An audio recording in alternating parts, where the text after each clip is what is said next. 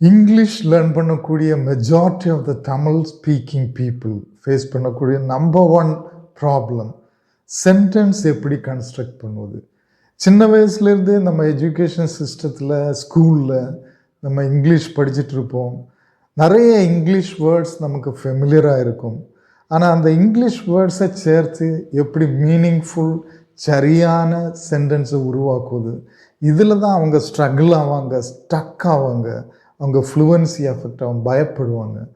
அப்போ இந்த sentence ஸ்ட்ரக்சருக்கு, sentence உருவாக்க ஒரு மேஜிக்கல் கீ, சிம்பிள் அண்டர்ஸ்டாண்டிங், இதை மட்டும் நீங்கள் அண்டர்ஸ்டாண்ட் பண்ணால், இதை நீங்கள் அப்ளை பண்ணால் ஈஸியாக எந்த விதமான சென்டென்ஸை இங்கிலீஷில் உங்களுக்கு மேக் பண்ண முடியும். அதுதான் இன்னைக்குள்ள வீடியோவில் நான் எக்ஸ்பிளைன் பண்ண போகிறேன். கடைசி வரைக்கும் பாருங்கள், ஒன்றும் மிஸ் பண்ணாதுங்க. வாங்க டிஸ்கஸ் பண்ணலாம். ஹாய் மக்களே, welcome to professor Jerry junction. This is English language series. Okay, இதோட மெயின் சீக்ரெட் என்னென்னா, தமிழுக்கும் இங்கிலீஷுக்கும் ஒரு மேஜர் டிஃப்ரென்ஸ் இருக்குது சென்டென்ஸ் கன்ஸ்ட்ரக்ஷனில். ஓகே, சென்டென்ஸ்ன்னா என்ன? ரெண்டு இல்லைன்னா அதுக்கு மேற்பட்ட வேர்ட்ஸ் சேர்ந்து ஒரு மீனிங்கை கொடுப்பது. சேர்ந்து வரும்போது அது சரியான சேர்வையாக இருக்கணும், கரெக்டாக ஆக்சுவலி கன்ஸ்ட்ரக்ட் பண்ணப்பட்டிருக்கணும். அப்போ தான் அது ஒரு கரெக்டான மீனிங்கை கொடுக்கும். அதுதான் சென்டென்ஸ் அப்படின்னு சொல்லுவோம், தமிழில் வாக்கியம் அப்படின்னு சொல்லுவோம். நமக்கு நிறைய வேர்ட்ஸ் தெரியுது, என்னத்தை குறிக்க விரும்புகிறோமோ அதுக்கான வேர்ட்ஸ் நமக்கு தெரியுது.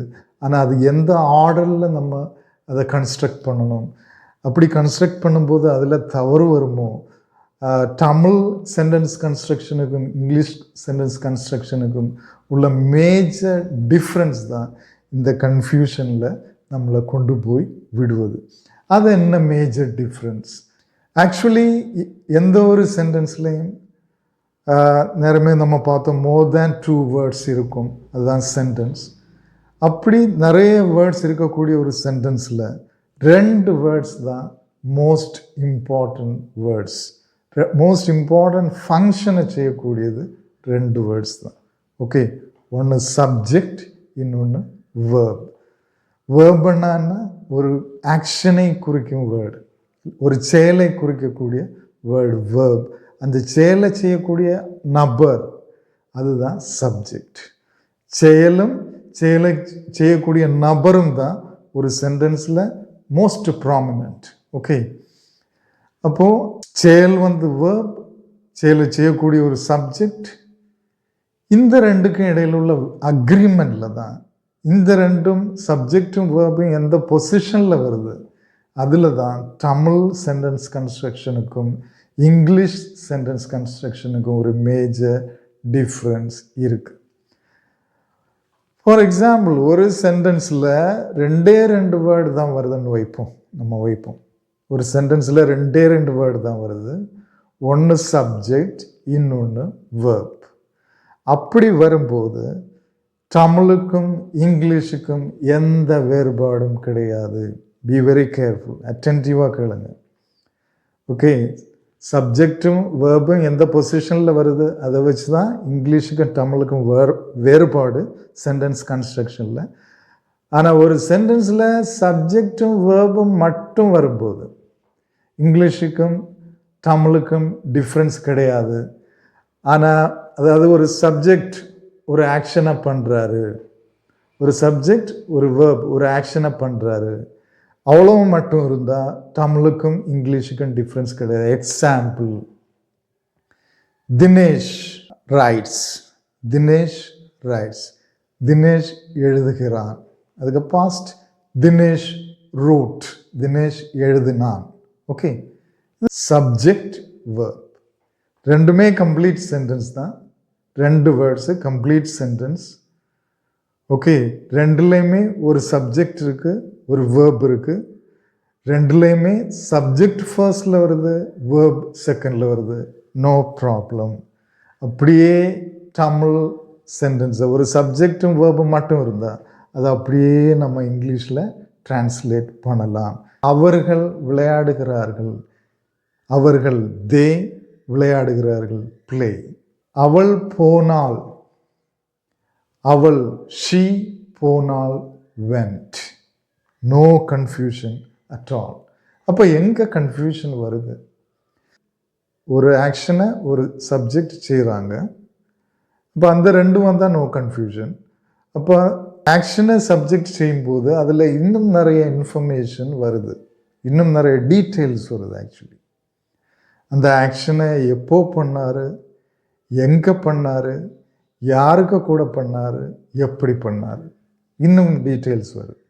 பேசிக் டீட்டெயில்ஸ் இதை நம்ம பார்ப்போம். ஓகே, ஃபார் எக்ஸாம்பிள் நான் தமிழில் ஒரு சென்டென்ஸ், ஒரு லாங் சென்டென்ஸ் சொல்கிறேன். ஒரு சப்ஜெக்ட் ஒரு ஆக்ஷனை பண்ணுறாரு, அதுக்கு கூட நிறைய டீட்டெயில்ஸ் இருக்குது, பார்ப்போம். ஓகே, அவர்கள், சப்ஜெக்ட் அவர்கள், அவர்கள்னா தே, அவர்கள் காலையில் மைதானத்தில் கிரிக்கெட் வேகமாக விளையாடினார்கள். அவர்கள் காலையில் மைதானத்தில் கிரிக்கெட் வேகமாக விளையாடினார்கள். இதில் சப்ஜெக்ட் வந்து தே, அவர்கள், வேர்ப் வந்து விளையாடினார்கள். இங்கே தான் நம்ம ரொம்ப கேர்ஃபுல்லாக இருக்கணும். தமிழில் சப்ஜெக்டும் வேர்பும் மட்டும் வரும்போது சப்ஜெக்டோட தொடர்ந்து உடனே இம்மீடியட்லி வேர்ப் வருது. ஆனால் அதுக்கு கூட அடிஷ்னல் இன்ஃபர்மேஷன்ஸ் வரும்போது, எங்கே விளையாடினாங்க, எப்படி விளையாடினாங்க, யாருக்கோ கூட விளையாடினாங்க, அடிஷ்னல் இன்ஃபர்மேஷன் வரும்போது வேர்ப் வந்து லாஸ்டில் போகுது. ஓகே, இப்போ எப்படி வருது? அவர்கள் சப்ஜெக்ட் காலையில் மைதானத்தில் நண்பர்களுடன் வேகமாக கிரிக்கெட் விளையாடினார்கள். ஓகே, என்னெல்லாம் கொஸ்டினுக்கு ஆன்சர் இருக்குது? அவர்கள் விளையாடினார்கள். ஓகே, எங்கே விளையாடினார்கள்? மைதானத்தில். எப்போ விளையாடினார்கள்? காலையில். யாருக்கு கூட விளையாடினார்கள்? நண்பர்கள் கூட. எப்படி விளையாடினார்கள்? வேகமாக. என்ன விளையாடினார்கள்? கிரிக்கெட் விளையாடினார்கள். ஸோ தமிழில் சப்ஜெக்ட் வேர்பு மட்டும் வரும்போது சப்ஜெக்டை தொட்டு அடுத்து வேர்பு வருது. ஆனால் அதுக்கு கூட அடிஷ்னல் இன்ஃபர்மேஷன் வரும்போது வேர்பு வந்து லாஸ்டில் போகுது. சப்ஜெக்ட் தாண்டி மற்ற எல்லா டீட்டெயில்ஸும் வருது, வேர்பு லாஸ்டில் போகுது. ஓகே, இது ஆட்டோமேட்டிக்கலி இந்த பேட்டர்ன் நம்ம மைண்டில் இருக்குது. நம்ம ஒரு காலம் அவர்கள் விளையாடினார்கள் காலையில் மைதானத்தில் நண்பர்களுடன் அப்படி சொல்ல மாட்டோம். அது சொன்னாலும் அது ராங். தமிழில் அப்படி சொன்னால் அது ராங்.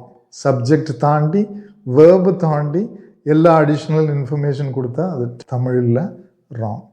ஆனால் இங்கிலீஷ்லேயும் சப்ஜெக்ட் வேர்ப் வரும்போது சேம் தான். சப்ஜெக்டை தாண்டி இம்மீடியட்லி வேர்ப் வருது.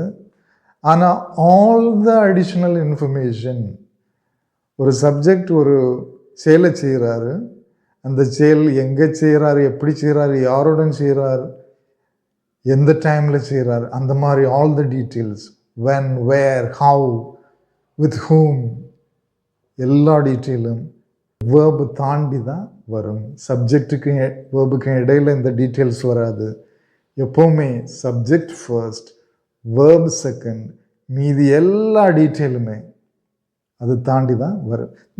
இதுதான் அந்த secret, the most important secret. உங்களுக்கு சென்டென்ஸ் கன்ஸ்ட்ரக்ஷனில் கன்ஃபியூஷன் இருக்கா? நான் கன்ஸ்ட்ரக்ட் பண்ணக்கூடிய சென்டென்ஸ் தப்பாக போகுமோ, அதில் மிஸ்டேக் வரலாமோ அப்படின்னு நினைக்கிறீங்களா?